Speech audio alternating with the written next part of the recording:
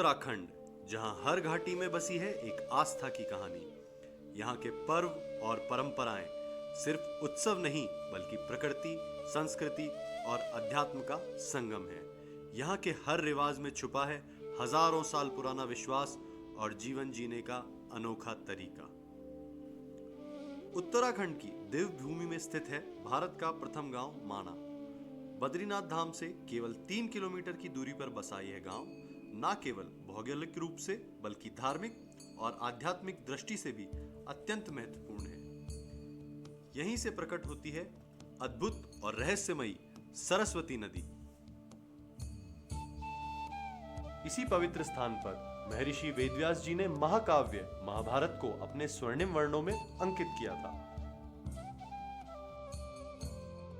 कहा जाता है कि सरस्वती नदी की गर्जना के कारण महर्षि वेदव्यास जी को लेखन में बाधा आने लगी। तब उन्होंने मां सरस्वती से प्रार्थना की और नदी केशव प्रयाग में विलीन हो गई। लेकिन मां सरस्वती की ऊर्जा आज भी इस स्थान पर विद्यमान है। हर 12 वर्षों में एक बार यहाँ होता है दिव्य और दुर्लभ आयोजन पुष्कर कुंभ।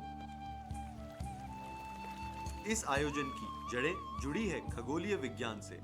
जब बृहस्पति ग्रह मिथुन राशि में प्रवेश करता है तो दक्षिण भारत की वैदिक परंपराओं के अनुसार मां सरस्वती और अलकनंदा नदी के इस संगम पर पुष्कर कुंभ का आयोजन किया जाता है। यह खगोलीय संयोग आध्यात्मिक ऊर्जा और ज्ञान के प्रवाह का प्रतीक माना जाता है और इसी परंपरा को आगे बढ़ाते हुए इस वर्ष भी यह महायात्रा संपन्न हुई। यही वह पवित्र भूमि है जहां शंकराचार्य, रामानुजाचार्य और माधवाचार्य जी ने सरस्वती नदी से ज्ञान की प्राप्ति की। इसी परंपरा को जीवित रखने के लिए हर 12 वर्षों में यहाँ पुष्कर कुंभ का आयोजन होता है।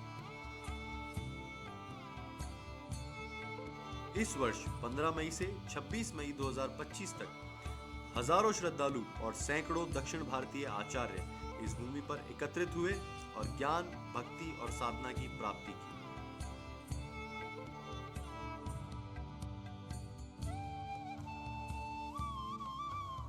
पुष्कर कुंभ में भारतीय सेना की भूमिका अत्यंत महत्वपूर्ण रही है।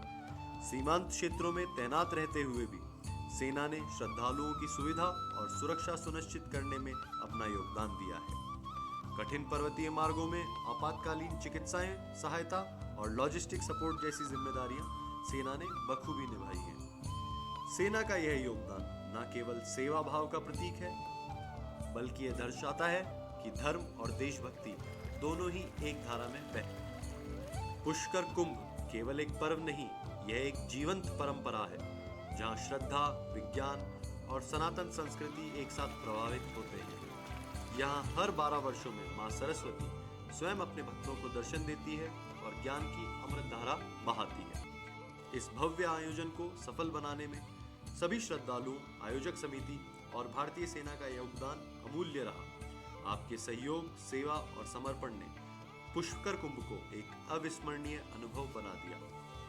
यह केवल एक धार्मिक उत्सव नहीं बल्कि एकता, आस्था और सहयोग का प्रतीक बन गया है जो सदियों तक याद रखा जाएगा।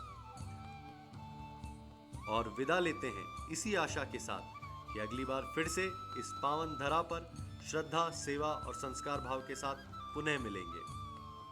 जय उत्तराखंड, जय हिंद।